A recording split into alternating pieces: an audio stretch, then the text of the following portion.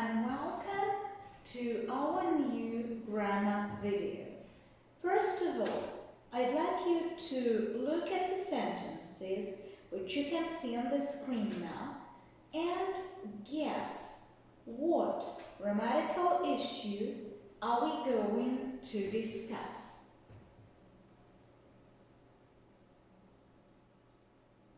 Hope you've understood that we are going to talk about future and different grammatical forms, different grammatical ways of expressing future. There are two big groups of these tenses which we might use to express future. And the first one is, of course, future tenses, which are future simple, future continuous, future perfect, and future perfect continuous. And another group is tenses which are not in the group of future. Present simple, present continuous, going to structure, and modal verbs. Now let's get across each of these tenses, each of these structures more thoroughly and have a look at where exactly we use this or that structure for expressing future. So number one, present simple. First, let's just briefly revise formation of the tense. As you hopefully remember, in statements we use S ending, like she goes, he plays, and I go, we play. And in questions and negotiations, we use do or does. We don't play, Helen doesn't like, do you understand, does he go? Yeah. So, we will use to saying that present simple expresses timetables, regular features, and general truths. But how does it refer to future? When do we use present simple for future? We use it to express official plans which we cannot change. These are things like, when does the train arrive? The concert starts at 7 o'clock, and so on. So something that is planned for the future and we cannot do anything about it. And the second one is future fact. Things like, Helen is 13 next week, or Mike is 25 on Monday. Whatever happens, this will definitely come true. For these situations, native speakers equally often use the present simple and the future simple, by the way. So, present simple are for official plans and future timetables and for future facts. Next one is present continuous, which is formed, as you hopefully remember, by is and are and in form. She is reading, we are playing, I am waiting. And we all know that present continuous expresses something happening right now or at the moment around now. So what does it have to do with future? Actually, it expresses personal plans which you have arranged, you have already done something for it, and you can change the arrangement. For example, I'm playing football with Sue tomorrow morning. It means I've already talked to Sue, I've already got a racket and a tennis ball, but I still can phone Sue and say, oh sorry, I can't play tennis tomorrow. Or in the same way, I'm traveling to Spain next week. It means I've already got a ticket, I've already got a hotel booked, but I still can change the ticket or just not go there. Modal verbs.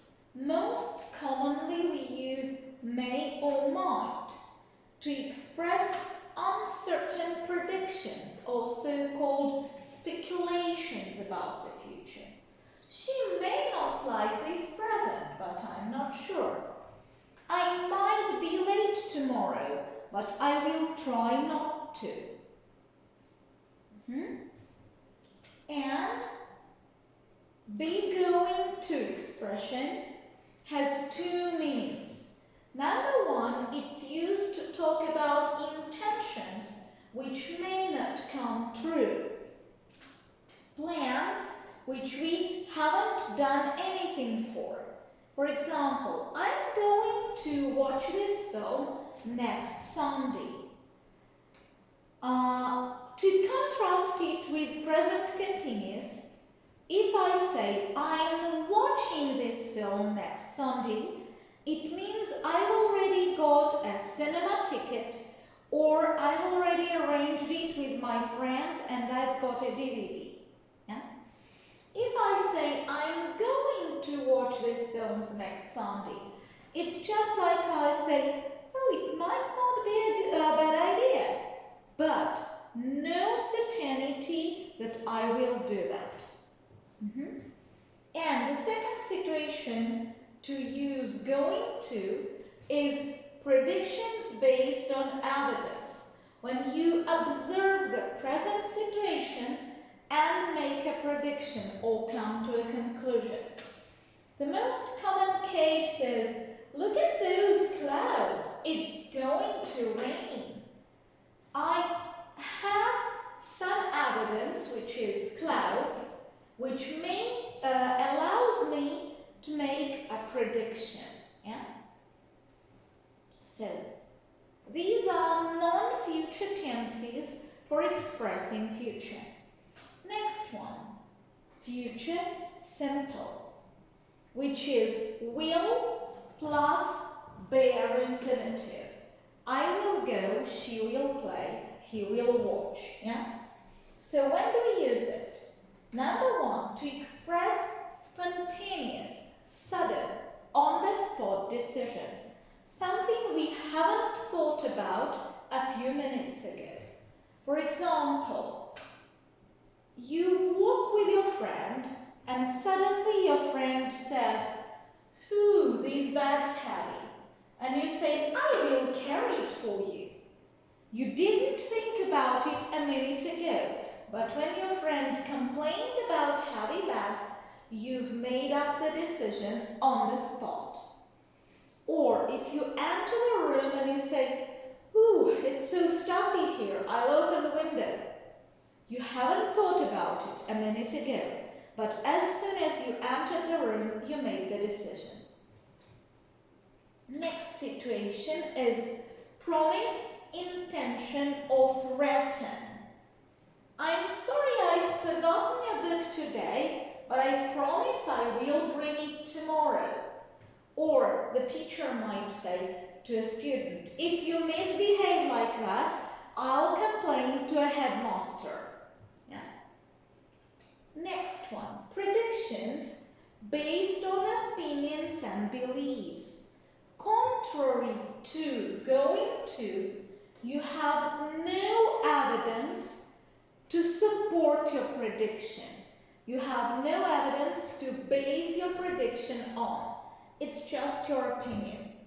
For example, you say, "I think we won't use washing machines in 24,000. Someone may say, "No, we will use the washing machines," and neither me nor my opponent will be able to prove our opinion until 24,000 comes and we just see whose prediction comes true. Because these predictions are only based on beliefs, opinions, and emotions. Yeah. Next one is requests and offers, which are made in a question form. Will you open the door for me? A request, yeah, which means open the door, please. Will you open the door for me? And offers like, shall I carry your bag for you? Yeah. Mind you, when we offer something, we use shall, not will. Shall I carry a bag? Shall I open the door? Shall we meet tomorrow? And so on. Yeah? Next, look at these sentences. So what do these red forms express? And how do we call that? Hopefully you've realized that they express like prolonged activity in the past, and we call it future continuous. So future continuous means we are talking about process which will be taking part sometime in the future. When do we use it? So number one is when we know the exact time of the activity starting and finishing. In this case, we not only predict that I think this will be like a process in the future, but we can even count how long exactly this process will be. For instance, we can say she will be working from 5 to 7 tomorrow. So the process will last for 2 hours. Yeah? Next, we can say when we suppose the activity will become a habit in the future. You won't be watching TV that much when you have a baby. Your friends might say you, yeah? This won't be your habit any longer. Next we can say when the activity will be interrupted. For instance, it's like Helen will be sleeping when I come.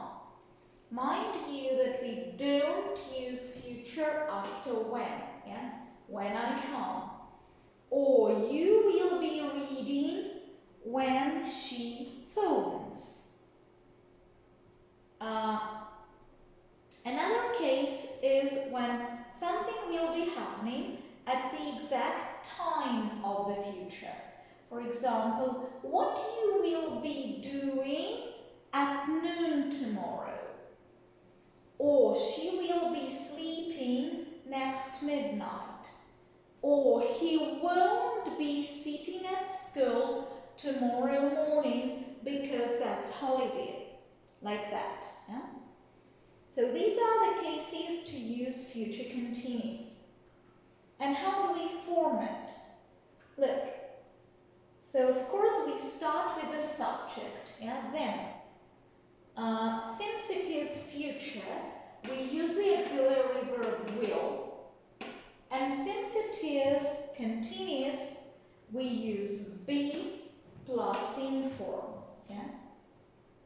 If we want to make question, we put not between the two auxiliaries, yeah, like won't be. And if we want to make a question, we put will in the beginning. Will Jane be sleeping when I come? And before that, we can put the question word. What will you be doing tomorrow noon? Or where will she be traveling next Friday? Yeah? Okay. Now, look at these sentences. So what are these blue forms, what do they express? And how do we call this tense? Well, as you've hopefully realized, we use future perfect, since this is called future perfect, to express the result which we expect by a certain moment in the future. Now, the result which we expect by a certain time. For example, Jane will be able to help Mary tomorrow because she will have done her homework by that time. Yeah? So the activity started sometime in the past, it is going on now, and there will be a certain result by a certain point in the future. Yeah? So, the most common marker is by next something. Yeah? And how do we form that? Because this is future, of course we use will. And because this is perfect, we use have and past participle. I will have finished the presentation in 10 minutes. If you want to make negative, we put not between will and have. She won't have done her homework by next Friday. And if you want to make a question, as usual, we put will between, we put will before the subject, yeah? Like, will you have done your homework by 3 o'clock? Will she have written the book by next Friday? And of course, in the beginning, there might be a question word, like, I don't know, how many books will you have written by 2025? How many puzzles will you have solved by next Friday? Like that, yeah? And the most challenging one is future perfect continuous, which expresses a result of a long process we will have achieved by a certain time in the future. This is most commonly used in the Russian sentences with the word «исполняется», like «на следующей неделе исполняется 3 года, как я живу в этом доме». I will have lived in this house for 3 years next week. Yeah?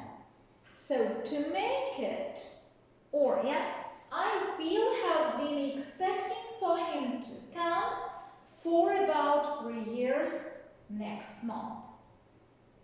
To make it, as you can see, we use will because it's future. We use have and past participle because it's perfect. And we use be and being form because it's continuous. Will have been plus in form. I will have been expecting for him. She will have been working for this company. Helen will have been doing her homework for 24 hours in 10 minutes, like that, yeah? Now, let's have a look at these example sentences. So, what tense do we need here? The bell is ringing. Did you think about that situation a minute ago? Probably no. So that's a spontaneous decision, isn't it? That's why you should use future simple. I will pick up the phone. Next, she doesn't get down to her exams. That's the prediction about her not passing the exam. But do we have any evidence? Yes, we do. She doesn't get down to her exams. That's why we should use going to. I don't think she is going to pass. If we omit the first sentence, then it will be future simple because it will be the prediction based on evidence. Please forgive me, and it's a promise. I will never do it again. It's a promise. Helen, her granny next Saturday. It's a personal plan which Helen has arranged and she can change it. That's why we should use present continuous. Helen is visiting her granny next Saturday. Or probably, if she is not sure yet, we can say Helen is going to visit her granny. Next, do you think? We ask for our partner's opinion. Prediction based on opinion is expressed with future simple. Who will win, do you think? Taking off the plane. Of course, that's the official plan, which nobody except the weather can change. That's why we should use present simple. When does the plane take off? Open the door for me. Is it a plan? No. Is it the intention? No. Is it request? Yes, it is. And what tense do we use for requests?